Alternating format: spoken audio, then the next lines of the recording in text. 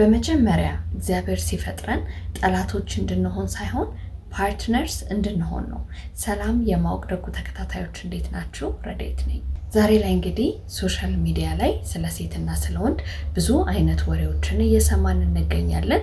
አብዛኛው ግን በመሬት በቁጣ በፔን እና በክስ የተሞላ ነው። ነገር ግን እንደ ክርስቲያን መጽሐፍ ቅዱስ ሲያስተምረን እርስ በርሳችን እንደ ጠላቶች እንድንተያይ አይደለም። ይልቁንስ የሰው ልጆች በእግዚአብሔር አምሳል እንደተፈጠሩ ልክ እንደዛ እርስ በርሳችን እንድንተያይ ነው።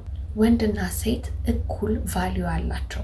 ሁለቱም እርስ በርሳቸው ሊጎዳዱ ይችላሉ፣ ሁለቱም ሊጎዱ ይችላሉ። ለዚህ ግን ትክክለኛው መልስ የሚሆነው ለአንደኛው ጀንደር ጽንፍ ይዘን መቆም ሳይሆን የልብ ለውጥ ያስፈልጋል። መጽሐፍ ቅዱስ ላይ በደንብ አድርገን የምናነብ ከሆነና የምንረዳ ከሆነ ካስተዋልነው ማስኩሊኒቲ ሴቶችን ኮንትሮል ማድረግ አይደለም።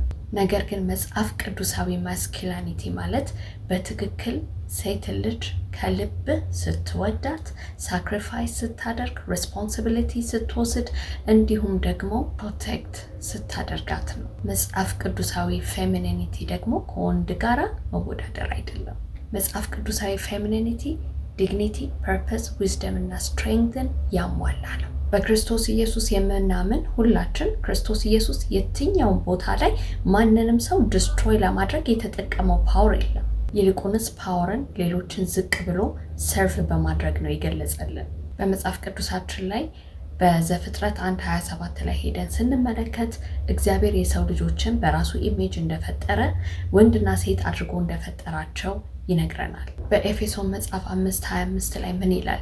ባሎች ሆይ ሚስቶቻችሁን ልክ ክርስቶስ ኢየሱስ ቤተክርስቲያንን በወደዳት አይነት መውደድ ውደዱ። ለቤተክርስቲያን ራሱን በሰጠው አይነት መንገድ እናንተም ለሚስቶቻችሁ ስጡ። ያ ማለት ሳክሪፋይስ አድርጉ ማለት ነው። በኤፌሶን 4:32 ላይ ሄደን ስናነብ ደግሞ እርስ በርሳችሁ ትሁታን ሁኑ፣ እርስ በርሳችሁ ኮምፓሽን ይኑራችሁ፣ ደግሞም ይቅር ተባባሉ ይላል። እውነተኛ ለውጥ የሚመጣው ሴት ልጅ ወንድ ልጅ ስትጠላ ወይንም ደግሞ ወንድ ልጅ ሴት ልጅ ሲጠላ አይደለም። ነገር ግን ሁለቱም እግዚአብሔር ለፈጠራቸው ፐርፐስ ልባቸው መመለስ ሲችሉ ነው መልስ ውጤት የሚመጣው። አሁን ላይ የሚታየው ትልቁ ችግር ምንድን ነው? የሰው ልጅ ልቦናው በፕራይድ በራስ ወዳድነት በቁጣና ሌሎችን ኮንትሮል በማድረግ ፍላጎት የተጠመደ ወይንም ደግሞ የተያያዘ ነው።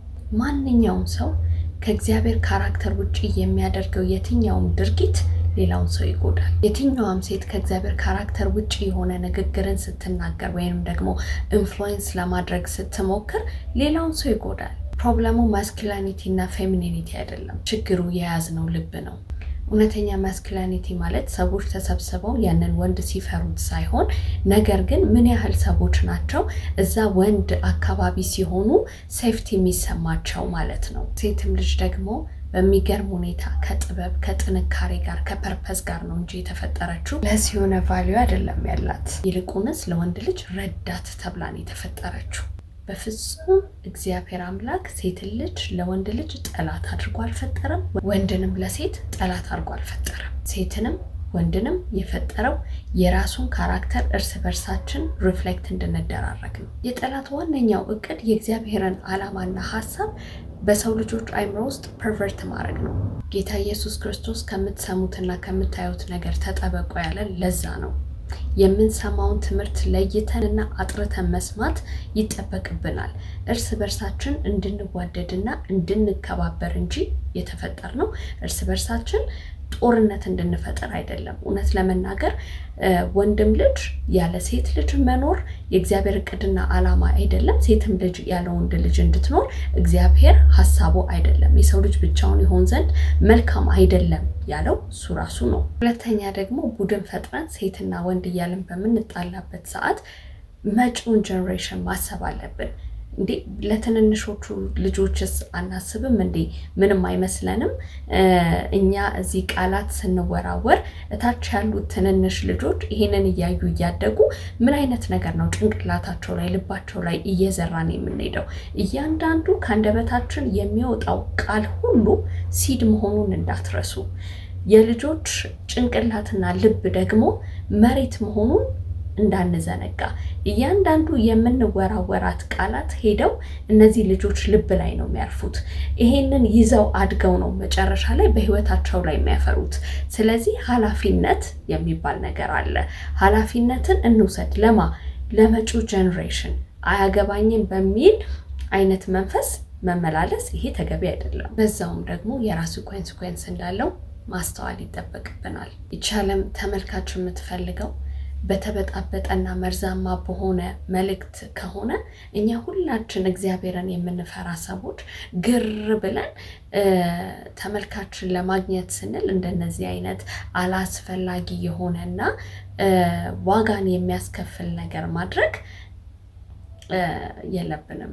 በጣም በጣም በጣም ጥንቃቄ ያስፈልገዋል። እያንዳንዱ የምንራመድበትን እርምጃና ንግግር ማሰብ ይኖርብናል። ሲጀመር እንደ ክርስቲያን እርስ በርሳችን ከመበላላታችንና ከመጠላላታችን በፊት ማወቅ የሚጠበቅብን እኛ ራሱ የራሳችን አይደለንም፣ የእግዚአብሔር ነን። እግዚአብሔር ስለፈለገን የፈጠረን፣ ሲፈጥረን ደግሞ ከፐርፐስ ጋር ነው። እልሃችንን ወደኋላ ጥለን ልባችንን ቀይረን ለተፈጠርንበት ዓላማ የማንጓዝ ከሆነ እግዚአብሔር ያስቀመጠብንን ፐርፐስ ዲስትሮይ እያደረግን እንደሆነ ማሰብ ይጠበቅብናል። ይህንን ደግሞ የምናደርግ ከሆነ ከጠላት ጋር እየተተባበርን ነው ማለት ነው። ምክንያቱም የጠላት ዋናው ዓላማ ምንድነው? የእግዚአብሔርን ፐርፐስ ዲስትሮይ ማድረግ ነው ከሰው ልጆች ህይወት ላይ። ስለዚህ ሴትም ልጅ ብትሆን ወታ መናገር ከፈለገች በጥላቻ አይደለም መናገር ያለባት። ወንድም ልጅ ደግሞ ብትሆን ሴት ልጅ ፕሮቴክት ልታደርግ እንጂ የተፈጠርከው ኮንትሮል ልታደርጋት አይደለም። ሴትም ልጅ ደግሞ እግዚአብሔር በልቧ ውስጥ ያስቀመጠውን ዊዝደም እና ጥንካሬ አንድ ነገር ቢውልድ ለማድረግ ነው እንጂ መጠቀም ያለባት ዲስትሮይ ለማድረግ አይደለም። ሂሊንግ የሚመጣው አንዱ ቡድን አሸንፎ አንደኛው ደግሞ ሉዝ ያደርግ አይደለም። ነገር ግን ሁለቱም ወንድም ሆኑ ሴት ልባቸውን ለእግዚአብሔር አሳልፈው ሰጥተው ሂል እንዲደረጉ መፍቀድ ነው። ራሳቸውን ቨልነራብል ማድረግ ነው በእግዚአብሔር ፊት። ይሄ ሁሉ ጦርነት የተነሳው ፍቅርን ሪፊውዝ የሚያደርግ ልብ ተሸክመን ስለምንዞር ነው። ወንድም ልጅ እንደ እግዚአብሔር ካራክተር መጓዝ ሲችል፣ ሴትም ልጅ እግዚአብሔር በልቧ እንዳስቀመጠባት አይነት ጥበብ ያንን ተጠቅማ መጓዝ ስትችል ጠላቶች ሳይሆን ጥሩ ፓርትነርስ ነው የምንሆነው። ልብ ከእግዚአብሔር ሲርቅ ችግር ይጀምራል። አንደኛ ቆሮንቶስ 16:14 ላይ ምን ይላል? በእናንተ ዘንድ ሁሉ በፍቅር ይሁን። ስለዚህ ልብ ያለው ሁሉ ልቡን ወደ እግዚአብሔር ይመልስ።